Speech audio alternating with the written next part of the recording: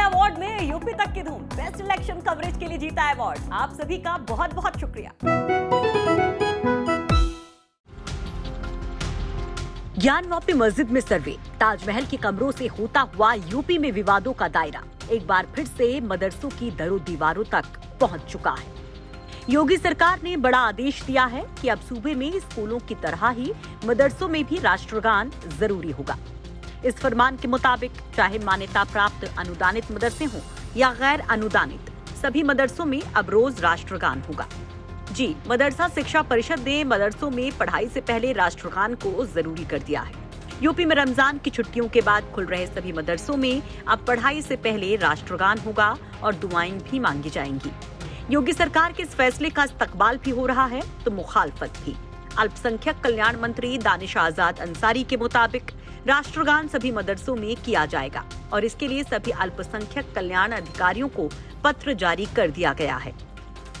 निश्चित तौर पे मदरसा एजुकेशन हमारे माइनॉरिटी के लिए एक बहुत अहम हिस्सा है और वहाँ से जब राष्ट्रगान होगा तो मदरसे का बच्चा और अच्छे से अपने समाज के निर्माण की भूमिका निभाएगा और हमारी जो सरकार है वो मदरसा एजुकेशन को और अच्छा और बेहतर बनाने की दिशा में कार्य कर रही है। सभी जो भी मदरसा बोर्ड से संचालित है सबको इस तरह की चीज़ें कराई जाएंगी और हमारा उद्देश्य है एक अच्छा समाज बनाना। उस उद्देश्य के लिए हम कार्य कर रहे हैं। तो मंत्री जी के मुताबिक अब दीनी दुआ के साथ मदरसों में राष्ट्रगान लगातार करवाया जाएगा।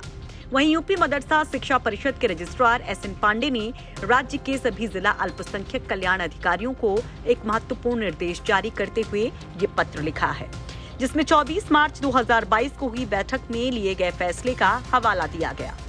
वहीं रमजान की छुट्टियों के बाद गुरुवार को जब मदरसे खुले तो लखनऊ के 8 मदरसों में राष्ट्रगान शुरू भी हो गया। सरकार के आदेश के बाद कई महिलाओं ने और मदरसा बोर्ड के लोगों ने राष्ट्रगान किया। जो बच्चे बोर्ड के एग्ज़ाम में नहीं बैठ रहे, जो मदरसों में पढ़ने के लिए आएंगे, उनको विशेष रूप से नए सत्र से हम लोग ने कहा है कि जो प्रेयर होता है सुबह, जो दुआएं होती हैं, उसमें सारी दुआओं के साथ साथ राष्ट्रगान जो जनगण मन अधिनायक जय है उसको भी बच्चों को बताया जाए, सिखाया जाए, गवाया जाए और ताकि वो देश और समाज की मुख्य धारा में शामिल हो सकें। वहीं सरकार के इस फैसले को लेकर AIMIM चीफ ओवैसी ने कड़ा ऐतराज जताया और इसे मुस्लिमों के खिलाफ करार दिया। क्यों मदरसों को देशभक्ति का सर्टिफिकेट देना चाहते हैं?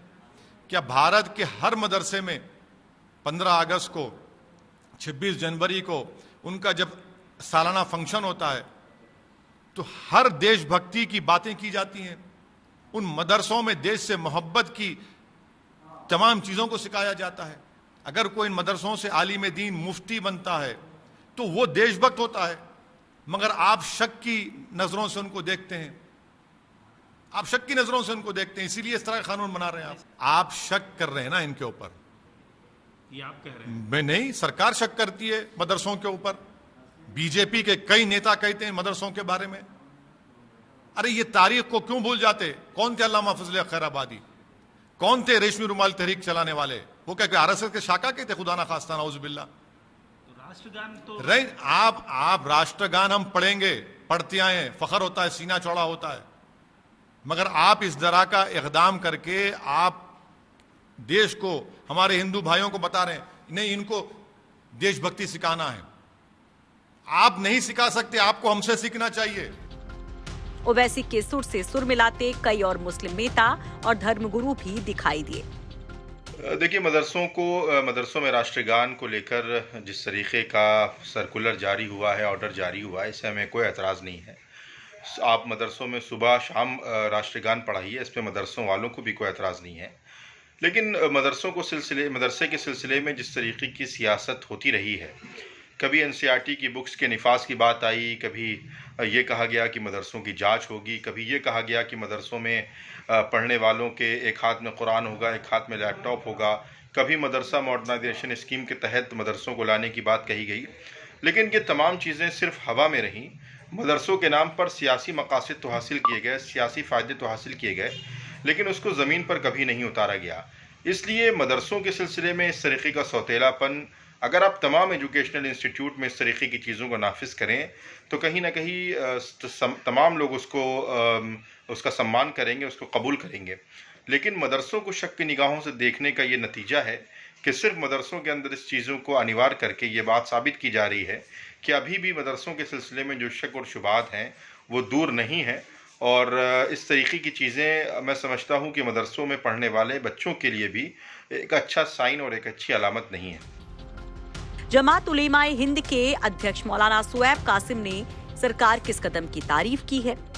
बिल्कुल बहुत ही अच्छा फैसला है और बहुत ही स्वागत योग्य है, क्योंकि ये तो बहुत पहले हो जाना चाहिए था। अगर मदरसों के अंदर राष्ट्रगान होता, राष्ट्र के प्रति बताया जाता, राष्ट्र के सम्मान की बातें बताई जाती, राष्ट्र धर्म के बारे में बताया जाता, तो आज ये जो देश के अंदर हालात हैं वो ना बनते। ये बहुत पहले हो जाना चाहिए था, अब हुआ है, इसका हम स्वागत करते हैं। और जैसे योगी जी ने किया है और हेमंत बिश्व शर्मा ने आसाम में किया है, हम चाहते हैं पूरे भारत के अंदर सभी जगह हो, लोगों को मालूम हो कि भारत क्या है और भारतीयता क्या है और राष्ट्रवाद क्या होता है। आज मदरसे के बच्चे 90% ऐसे होते हैं कि जिनको राष्ट्रगान याद नहीं होता है, और हम चाहते हैं कि हर मुसलमान को, देश के हर शहरी को राष्ट्रगान याद होना चाहिए और राष्ट्रगान के मानने वाले होने चाहिए और राष्ट्र के लिए समर्पित होने चाहिए। तो मामले में विवाद बढ़ना तो जरूरी है और लाजमी है कि इस मुद्दे पर सियासी तीर भी छोड़े जाएं। लखनऊ से आशीष श्रीवास्तव की रिपोर्ट, यूपी तक।